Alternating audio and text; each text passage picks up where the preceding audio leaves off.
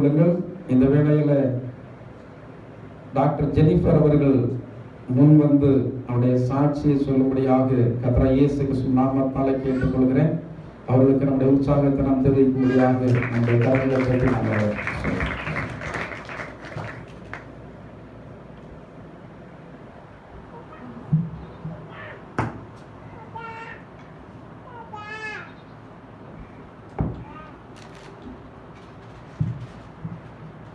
பரிசுத்த நாமத்திற்கு ஸ்தோத்திரம் உண்டாவதாக. இயேசுப்பா எனக்கு ஒரு பெரிய ஒரு ஸ்லாக்கியத்தை கொடுத்துருக்காங்க. உங்களுக்கு முன்னாடி என்னோட சாட்சியாக நிறுத்தின தேவனை கொண்டாட கொடி ஸ்தோத்திரம்.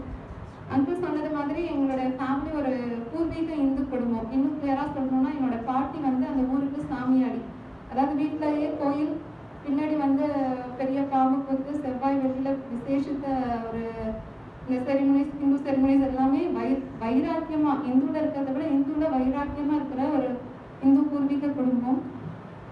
பட் ஆனா ஆண்டவருடைய வார்த்தை சொல்லுது, பக்தி உள்ளவனை கர்த்தர் தமக்காக தெரிந்து கொண்டார் என்ற வசனத்தின்படி ஏசுப்பா வந்து அந்த கிராமம்ல ஒரு குக்கிராமம், ஆக்சுவலி ஒரு டவுன்லேருந்து ஒரு 15 கிலோமீட்டர்ஸ் டீப், பஸ் ஃபெசிலிட்டிஸ் எதுவுமே இல்லாத ஒரு கிராமம். இதெல்லாமே ஒரு 86 to 90 இந்த ரேஞ்சில் நடந்தது. அப்போ வந்து அந்த கிராமத்தில் ஏசுப்பாங்கிற பேர் கூட தெரியாத ஒரு சுச்சுவேஷன்.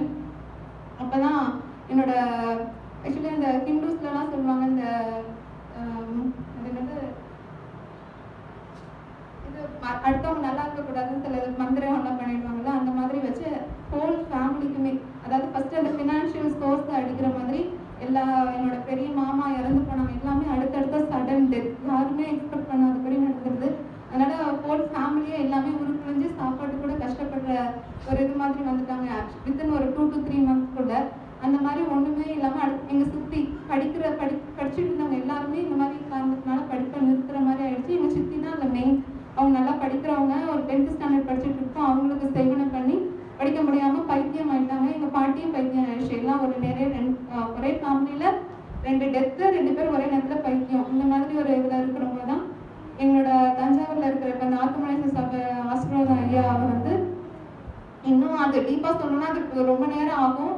எங்கள் சித்தி வந்து அந்த லாஸ்ட் மினிட் இறக்க போகிறாங்க, அவ்வளோதான், இதுக்கப்புறம் ஒன்றும் இல்லை, அந்த பல்ஸ் ரேட்டு ஹார்ட் ரேட் எல்லாமே குறைஞ்சிருச்சு. வெளியில் தூக்கி சித்தியை வெளியில் போட்டு ஊர் கிராமம் எல்லாமே வந்துட்டாங்க. வந்துட்டு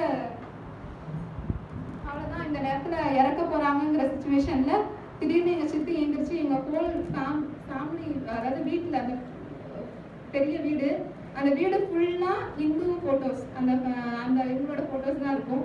திடீர்னு எங்கள் சித்தி அன்கான்ஷியஸாக 3 days இருந்திருக்காங்க, எதுவுமே சாப்பிடாம. ஸோ ஒன்றும் இல்லை, பல்ஸ்லாம் இல்லை, இன்னும் கொஞ்ச நேரத்தில் உயிர் போகுது, ரொம்ப அந்த கடைசி நிமிஷம் இழுத்துட்டு இருக்கோம் அந்த மாதிரி இருந்திருக்காங்க. அந்த நேரத்தில் எங்கள் சித்தி திடீர்னு எழுந்து தெளிவாகி இந்த ஃபோட்டோஸ் எல்லாத்தையும் போட்டு உடைங்க அப்படின்னு இருக்காங்க. எங்கள் பாட்டி வந்து கடைசி பொண்ணு லாஸ்ட்டு 17 years ஒரு டீனேஜ் கேர்ள், அவள் சொல்கிறா அதனால பண்ணிடுங்க, இல்லைன்னா அது ஃபேமிலிக்கே சாபம் ஆயிடும், போட்டு உடைங்க நீங்கள் எங்கள் பாட்டி அதை இது பண்ணியிருக்காங்க. உடனே எல்லா ஃபோட்டோஸையும் போட்டு கண்ணு முன்னாடி உடைச்சிட்டாங்க. எல்லா ஃபோட்டோவையும் உடச்சி எங்கள் சுற்றி சொல்லியிருக்காங்க, இந்த மாதிரி என்னை தஞ்சாவூர் கூட்டிகிட்டு போங்க, தஞ்சாவூரில் ஒரு பேர் சொல்லி ஆசீர்வாதத்திட்ட என்னை கூட்டிகிட்டு போங்கிற வார்த்தை மட்டும் வந்து திரும்ப அன்கான்ஷியஸ் ஆகிட்டாங்க. அதனால திரும்ப என்ன பண்ணுறது, இப்படி ஒரு வார்த்தை இந்த பிள்ளை சொல்லுதுன்னா இவங்களுக்கெல்லாம் என்னன்னா கடைசியில் சொல்கிற ஆசையை வந்து நிறைவேற்றணும்னா அது வந்து ஆவியாக அந்த ஆவி இங்கேயே சுற்றிட்டு இருக்கோம், சொன்னதை நிறைவேற்றலாம்னு சொன்னதுனால அந்த ஏர்லி மார்னிங் ஒரு 5 o'clock ஒரு பஸ் போகுமா தஞ்சாவூருக்கு. அந்த பஸ்ஸில் அதே அந்த ஸ்டேட்டில் அப்படியே தூக்கிட்டு போயிருக்காங்க. பழைய பஸ் ஸ்டாண்ட், இப்போ இருக்கிற ஓல்ட் பஸ் ஸ்டாண்ட் தான், அப்போ ஒரே பஸ் ஸ்டாண்ட், அங்கே வந்து இறக்கி வச்சுட்டு இருக்கப்போ தான் ஆசீர்வாதம் ஐயா வந்து திருச்சி மீட்டிங்காக அங்கே நின்றுட்டு இருந்திருக்காரு. அங்கே நின்னோடனே இவங்க பக்கத்தில் கீழே அந்த பஸ் ஸ்டாண்ட் பிளாட்ஃபார்மில் அவங்கள இறக்கி போட்டோடனே ஆட ஆரம்பிச்சிட்டாங்க. இவன் தான் இவன் எரியுது இவனை போக சொல்லி இவனை போன சொல்லணும்னு ஐயா பார்த்துட்டு இவங்க கத்த ஆரம்பிச்சிருக்காங்க. ஆக்சுவலி அதுக்கு முன்னாடியே ஆண்டவர் வந்து பாஸ்டர் வெளிப்படுத்தினதுனால அவர் வந்து ஒன்றுமே சொல்ல அந்த மாதிரி அட்ரஸ் கொடுத்து இவங்க வந்து இன்னும் நீங்கள் 1 மணி நேரம் லேட்டாக கூட்டிகிட்டு வந்தால் இந்த பொண்ணோட ஜீவன் வந்து போயிருக்கும், அதனால் இந்த ஒரு அட்ரஸ் சொல்லி நீங்கள் கூட்டிகிட்டு போங்க, பெரிய மாந்திரிக கட்டு இருக்கு, நான் வந்து ப்ரேயர் பண்ணி விடுறேன்னு சொல்லிட்டு போயிட்டா. வேறு எதுவுமே பேசல, அவரும் எதுவுமே விசாரிக்கல, ஜஸ்ட் கூப்பிட்டு போயிட்டாங்க. அங்கே கூட்டிகிட்டு போய் அங்கே சர்ச்சில் கால் வச்ச உடனே எங்கள் சித்தி பசிக்குதுன்னு கேட்டாங்க. அதுக்கப்புறம் பால் குடிச்சு தண்ணி குடிச்சு அதுக்கப்புறம் அவங்க திரும்ப அவங்க ரிவைவ் ஆகிட்டாங்க. ஹோல் ஃபேமிலியை எல்லாம் ஒப்பு கொடுத்து எல்லாமே ஞானஸ்நானம் எடுத்து அந்த இந்து முறைப்படி உள்ள எல்லாத்தையுமே போட்டு உடைச்சிருக்காங்க. இப்படியா என்னோட அம்மா தான் ஏஸ்பாவை ஏற்றுக்கிட்டது. அதுக்கப்புறம் ஆனால் கொஞ்சம் ஃபேமிலி சுச்சுவேஷனால எங்கள் அம்மா வந்து இந்து ஹஸ்பண்டை தான் ஆர்மியில் உள்ளவங்க. அவங்க வந்து எந்த கெட்ட பழக்கம் இருந்தாலும் சொல்லுங்க, ரொம்ப ஃபிட்டாக இருப்பாங்க. அவங்க உடம்புக்கு எந்த டிசீஸுமே வர்றதுக்கு வாய்ப்பு இல்லை. நான் வந்து 5th ஸ்டாண்டர்ட் படிச்சுட்டு இருக்கப்ப எங்கள் அப்பா லீவுக்கு வர்றப்போ அவங்களும் சடன் டெத்து. என்ன எதுன்னே தெரியல. 2 days ஃபீவர் வந்து ஹாஸ்பிட்டல் ஜஸ்ட் ஓபியாக போய் காமிட்டு போனவங்க ட்ரிப்பு போட்டிருக்காங்க. போட்ட அந்த ஒரு ஃபியூ செகண்ட்ஸில் கொலாப்ஸ் ஆகிட்டாங்க. அவங்களுக்கும் எதனால் இந்த டெத்துங்கிற ரீசன் கண்டுபிடிக்க முடியல. ஸோ அப்படியா இருந்ததுனால ஃபேமிலி ஒன்ஸ் ஒரு ஃபேமிலிக்கு ஒரு தகப்பன் தான் எல்லாங்கிறப்போ அவர் இறந்தோன்னு எங்கள் அம்மா வந்து சத்துணவு அமைப்பாளர் தான். அப்போ எங்கள் அப்பா இறந்தப்போ அவங்களோட சேலரி ஜஸ்ட் ஒரு 500 to 600 அந்த ரேஞ்ச். 2 பிள்ளைங்க, நான் என் தங்கச்சி. அப்போ எங்கள் அப்பா இருந்தப்போ அந்த அளவுக்கு எனக்கு ஆண்டவரை பற்றி, எங்கள் அம்மா மட்டும் சர்ச்சுக்கு போவாங்க, எனக்கு ஆண்டவரோட உள்ள தனிப்பட்ட ஐக்கியங்கிறது அப்போதைக்கு ஒன்றும் கிடையாது. அந்த அளவுக்கு சொல்ல முடியாது. ஏன்னா எனக்கு மெயினாக எங்கள் அப்பா தான். எங்கள் அப்பான்னா எனக்கு அவ்வளோ இஷ்டம். அந்த வருஷத்தில் வர்றாங்க, அந்த 1 month லீவில் வருவாங்க. அந்த 1 month என் அப்பா விட்டு நான் பிரிய மாட்டேன், எங்கள் அப்பா என்னை விட்டு பிரிய மாட்டாங்க. அந்த மாதிரி இருக்க ரொம்ப ஒரு அப்பானா அவங்கள மாதிரி நான் இன்ன வரைக்கும் யாரையும் பார்க்கல அந்த மாதிரி. ஆனால் இறந்து போனதுக்கு அப்புறமா ஹோல் ஃபேமிலியே மாறிடுச்சு நிலைமை முற்றிலுமா. ஏன்னா எங்கள் அப்பா இருந்தவரை இருந்த ரிலேட்டிவ்ஸ், இருந்த ஃப்ரெண்ட்ஸ் யாருமே எங்கள் வீட்டுக்கு வரது நிறுத்திட்டாங்க. ஏன்னா எப்பொழுதுமே எந்த ஒரு உறவுகளாக இருந்தாலும் நம்மகிட்ட எதிர்பார்க்கறது மட்டும்தான் உறவுகளாக இருக்கும். ஈவன் இந்த நாளில் வந்து தாய் தகப்பனை கூட பிள்ளைங்க எதிர்பார்க்கறது ஏதோ ஒரு உதவிக்காக தான் இருக்கும்னு நினைக்கிறேன். ஏன்னா அந்த அளவுக்கு நான் பார்த்துருக்கேன். எந்த அளவுக்கு எங்கள் அப்பா கூட எவ்வளோ ஃப்ரெண்ட்ஸு அவ்வளோ வந்து உதவி செய்வாங்களோ அதுக்கப்புறம் சுற்றுற ஒரு ஹெல்ப்பு கூட எனக்கு கிடையாது. ஆனால் எங்கள் அம்மா வைராக்கியமாக நான் படிக்கிறதுனால எனக்கு படிக்க வச்சுட்டாங்க. அப்படியே ஒரு 6th 7th எங்கள் அப்பா இறந்ததுனால நான் ரொம்ப எமோஷ்னலாக அப்செட் ஆகிட்டேன். ஏன்னா எங்கள் அப்பான்னு நினச்சிட்டேன்னா அவ்வளோதான். அந்த ஹோல் ஒரு 12 hours 14 hours நான் கண்டினியூஸாக அழுவேன்னா அது எனக்கு அது வந்து ஒரு சைக்காலஜி மாதிரி நான் அஃபெக்ட் ஆகிட்டேன். அழுதுகிட்டே இருப்பேன். அதனால எங்கள் அம்மா எல்லாமே எங்கள் அப்பாவோட ஃபோட்டோ, என் அப்பா ரிலேட்டட் எந்த திங்ஸும் என் கண்ணு முன்னாடி இருக்காது. சப்போஸ் ஒரு பேச்சுவாக்கில் ஒரு அப்பான்னு வார்த்தை வந்துட்டுனா கூட என்னால் தாங்க முடியாது. அந்த அளவுக்கு இருந்துட்டு இருந்தேன். இதனால இந்த மாதிரி ஃபேமிலி சுச்சுவேஷன் இப்படி ஆனதுனால என்னோட டைவர்ட் பண்ணணுங்கிறதுக்காக கெட்ட ஃப்ரெண்ட்ஸுங்களோட சேர ஆரம்பிச்சிட்டேன். தப்பான பழக்கம். ஏன்னா அதில் தான் சந்தோஷம் கிடைக்குது, நம்மளோட கஷ்டத்தை அதில் தான் இது பண்ண முடியும்னு சொல்லி ஒரு கிளாஸ்ல யாரெல்லாம் சேரக்கூடாதுன்னு சொல்லாமோ அந்த ஒரு 7 ஸ்டூடெண்ட்ஸோட தான் நான் ஃப்ரெண்டாக இருப்பேன். ஃபுல்லாக சீரியல், சினிமா கதை, கேம்ஸ், இந்த மாதிரி படிக்கலன்னா நாட்டம் இல்லை. இப்போ அப்பா இருந்தால் கூட எல்லாமே முடிஞ்சிச்சு, அதோட போயிடுச்சு. 8th ஸ்டாண்டர்டில் எங்கள் அம்மா ஒரு நாள் ஜஸ்ட் சர்ச்சுக்கு கூட்டிகிட்டு வந்தாங்க பாப்பான்னு சொல்லிட்டு. கூப்பிட்டு வந்து ஒரு ப்ரேயர் சர்வீஸ், இதே மாதிரி ஒரு சர்வீஸ் நடந்துட்டு இருக்க, வர்ஷிப் நடந்துட்டு இருக்கப்ப எஸ்பாவோட அந்த குரூசிஃபிக்ஷன் கடைசி சிலுவை காட்சியை என் கண்ணால் நான் பார்த்து என்னையும் அறியாமல் அழுது நான் பண்ணின தப்பு எல்லாம் ஒரு வீடியோ ஸ்க்ரீன் முன்னாடி வச்சு போகிற மாதிரி நான் என்னென்ன சின்ன வயசுலேருந்து எனக்கு நினைவு தெரிஞ்சு நான் என்னென்ன தப்பு பண்ணணும் அது எல்லாமே ஒரு வீடியோ எப்படி ப்ளே பண்ணால் இதாகும் அதே மாதிரி சீரியல் வைஸ் போயிட்டே இருந்தது.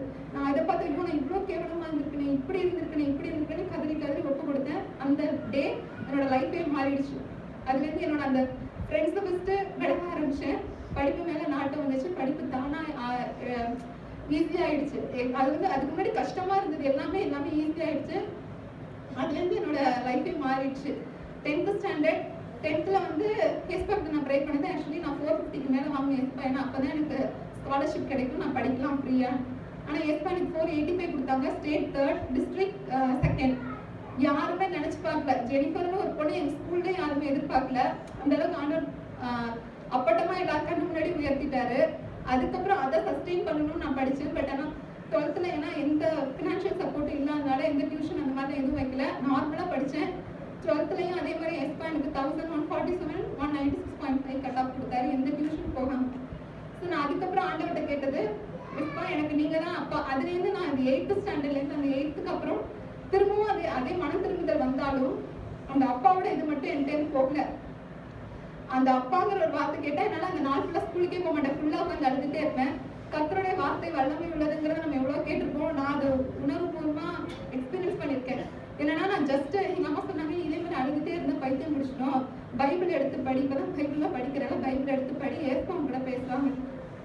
பைபிளை திறந்தா எரேமியா 22:10 மரித்தவனுக்காக அழ வேண்டாம், அவனுக்காக பரிதபிக்கவும் வேண்டாம், அவன் இனி திரும்பி வருவதில்லைங்கிற ஒரு வார்த்தை.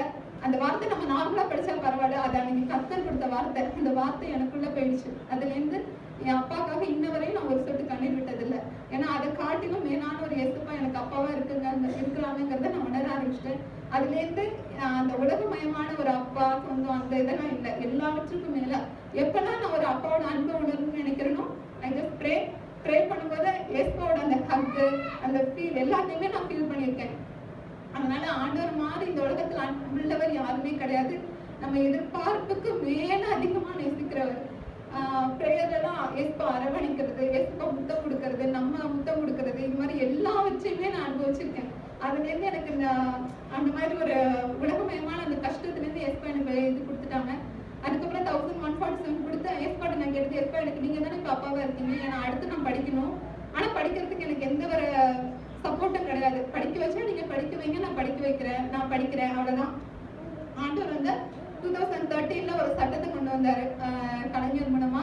இனிமேல் வந்து நோ என்ட்ரன்ஸ் 12th மார்க் வச்சு உங்களுக்கு இது கிடைக்குன்னு சொல்லி அந்த லா எனக்காகவே பாஸ் பண்ணப்பட்ட லா. அந்த சட்டம் அவங்க கொண்டு வந்த அந்த சட்டத்தினாலதான் எனக்கு அந்த மெடிக்கல் சீட் கிடைச்சிச்சு.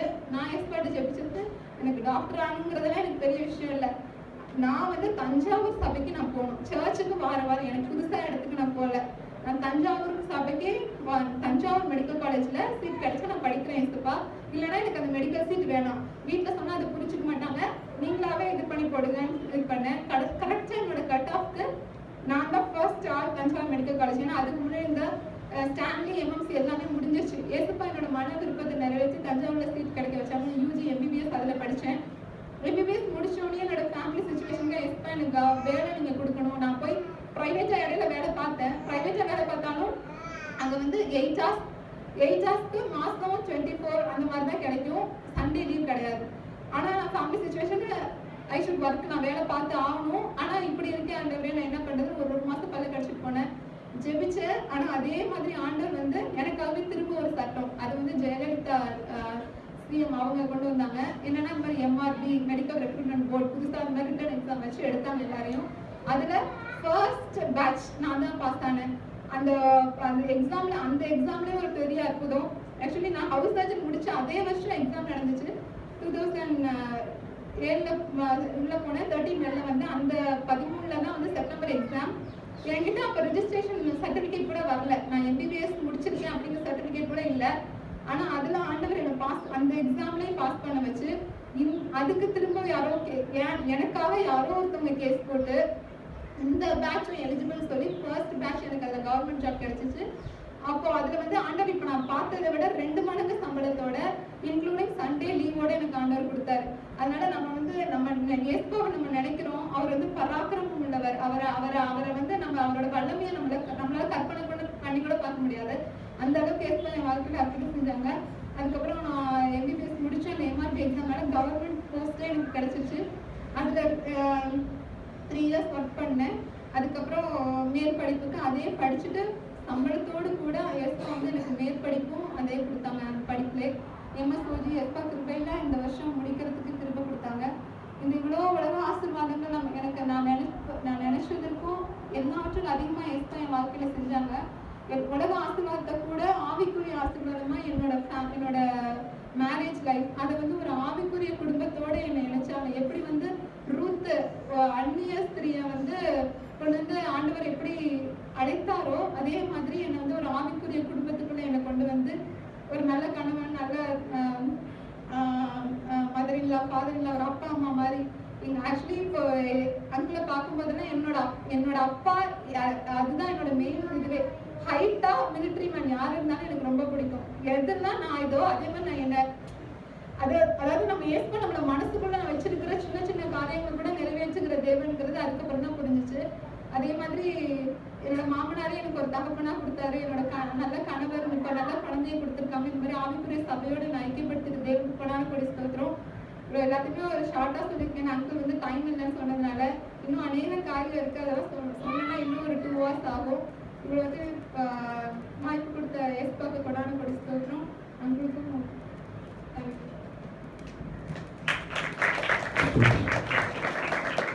கர்த்தர் உன்னை மேன்மையாக வைப்பார், நீ கலங்காதே மனமே.